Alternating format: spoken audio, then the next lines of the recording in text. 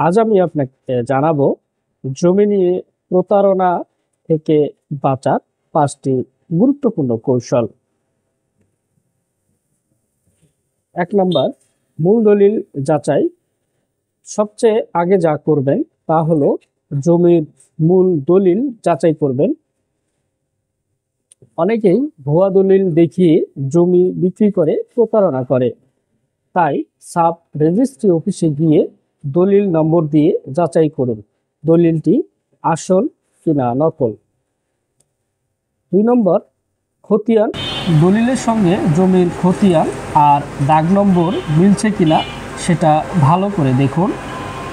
মালিকের নাম খতিয়ানে না থাকলে জমি বিক্রি করার অধিকার তার নেই। 3 নম্বর, ভূমি উন্নয়ন কর বা দাখিলা চেক করা। ভূমি উন্নয়ন কর না দিলে বুঝবেন মালিকানা হালনাগাদ হয়নি বা সন্দেহ আছে।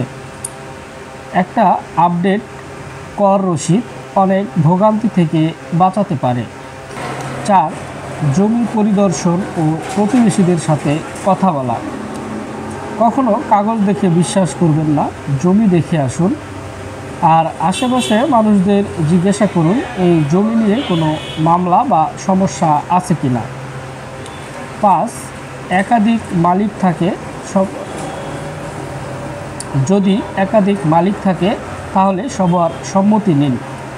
জমি অংশীদার থাকলে সবার অনুমতি না নিয়ে কেউ বিক্রি করতে পারে না।